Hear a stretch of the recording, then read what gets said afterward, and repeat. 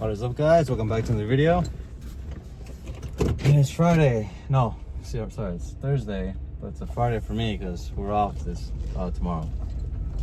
So yeah, it's nice. Oh man, I'm tired today.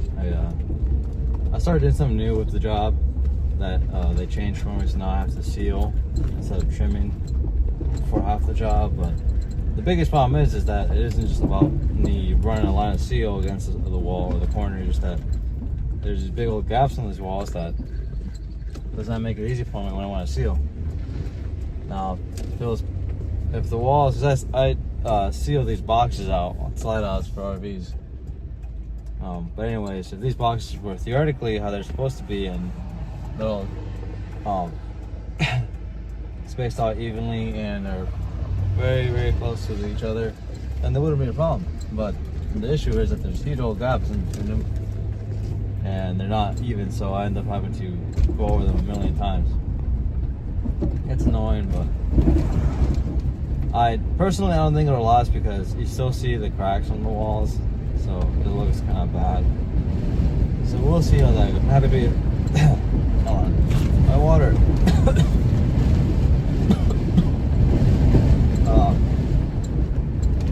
How about my water? Flip, dude. Oh, flippers. Oh, someone's gone, man. I got a really dry throat. Well, I need to get gas anyway, so I might. Oh my god. I might have to stop at the gas station out here early on just to get myself a drink. I wasn't planning to, but my throat's really dry and I'm thirsty. But yeah, like I said, I'm grateful to be alive, so it ain't too bad. And I've been through worse when it comes to jobs, so I mean, I'll take it. It pays the bills, everyone's happy. As long as there's money coming through, I would generally say that I'm okay with whatever. Because no matter how hard the day is for me, in terms of this type of labor, manual labor, I can go home and not have to deal with it later on. I mean, of course, I don't want to get out like at 6 o'clock every day or something like that, so it's super late. But I'll work long hours if it means I get great pay. And when it means great pay, I'm only making, $3,000 a week. I'll take longer hours for that, no doubt. But we're not there yet, so I'll take it easy. So yeah, that's where I'm at. And it is what it is. But I would film more inside this factory. I was about to say store, but I deal with a lot of seal, and I'm constantly working, so I don't want to get seal in these glasses and then have them sealed up. That would suck. But yeah, it's pretty silly. Pretty silly how life is. And that's the best it gets. And that's a good thing because you want it to be a little silly.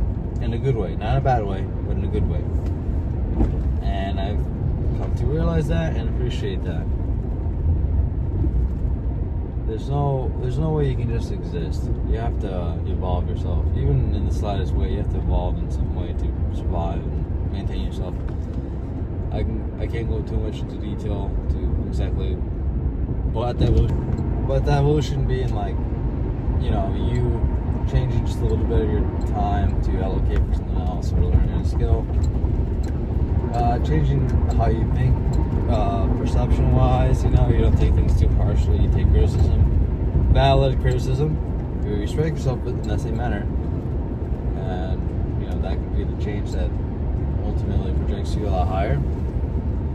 But ultimately, what you think is best is the best to go off of, because if you think you did the best, because considering what you want to do in your life, then you're good. I mean, I don't want to be a stripper. Some might say, what if I was a stripper, right? But if you want to be a stripper, and you said, man, I want to be a stripper, then you should probably be a stripper.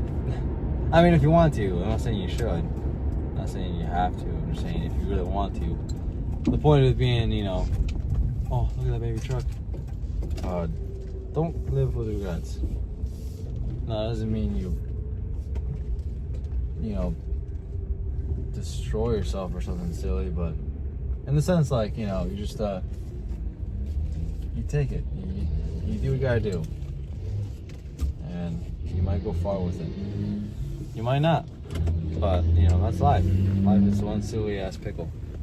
Okay, I'll be right back, guys. Make a gas and all that jazz. What's that one here? Oh, an apple. Alright. What's up? What is up, guys? I'm back. I started a little later because I forgot I was filming a video, but I want to finish the video because no matter how hard the day is, you still gotta record some of it, because if you never record history or how you were, anything of any sort, there will never be a recollection of it. And I think it's one of our greatest assets that we have with this current technology, this modern technology of cameras and all those devices. I mean, imagine the resourcefulness and vital information we would learn from if ancient civilizations had this technology. Of course, the ramifications of that would include that technology now would be so advanced beyond this point.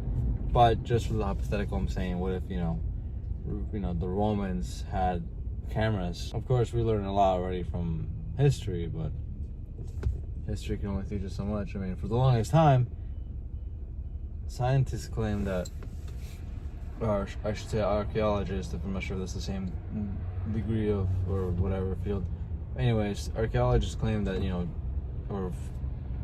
it was widely believed that, dinosaurs or T-Rexes looked the way they looked.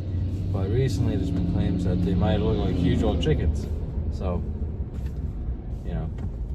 that being said, but of course I'm speaking in a fantasy world because, well, how could there be cameras with dinosaurs? There were millions of years. It's hard to really, I don't know the word, but it's hard to capture the entire history of humanity when you only lived for such a short time. I mean, Earth is billions of years old, and humanity, I think I've heard it said the best way, being if the world was if the world's current time was stretched to 24 hours, we would only be a second of it. So, if that. So, that is pretty crazy. And it's scary but cool at the same time that we're here and we have we have society, vehicles, money, jobs, ethics, lack of ethics, lack of morals,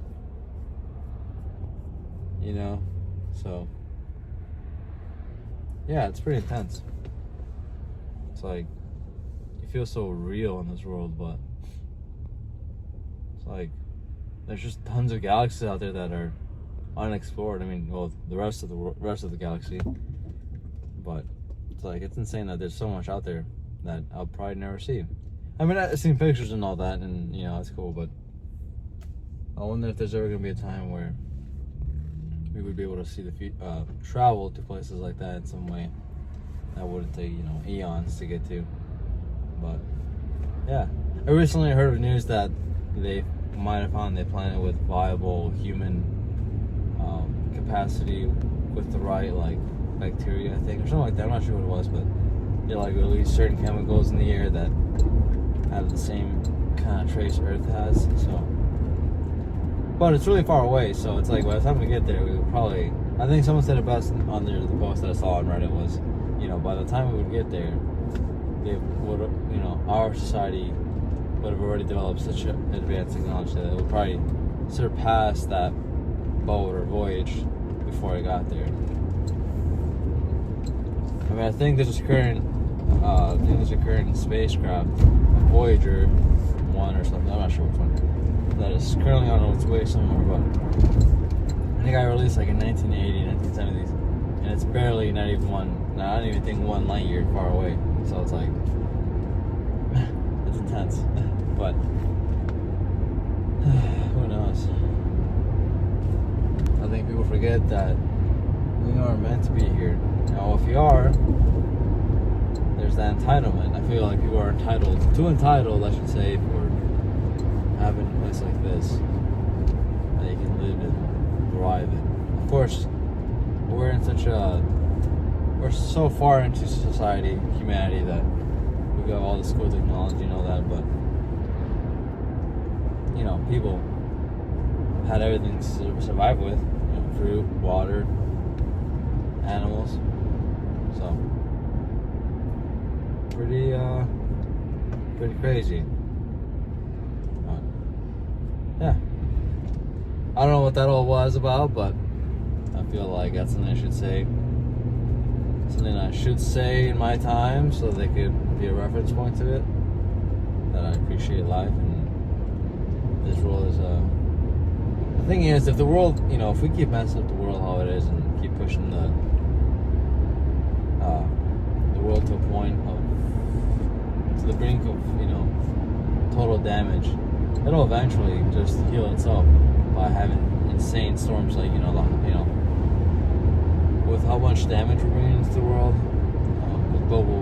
with climate change, it'll get to a point where there'll be, you know, massive catastrophes that'll wipe humanity slowly, or reach levels that of areas that are uninhabitable, and then it'll start wars, panic, people worried about things, you know, and that'll obviously lead to wars. So inevitably the earth will heal itself if we don't heal it first. That's what I think. Well, we shouldn't get there because we should treat Earth with respect. Lord has given us a lot. He's given us a little platform to see the rest of the galaxy. But I'm gonna let you guys go because it's getting kind of warm again. It just rained too, so it's humid, and it gets extra humid in here. So yeah, I'll see you guys tomorrow. Well, no, actually, maybe tomorrow's Friday, but I don't work my job, so I don't normally drive tomorrow.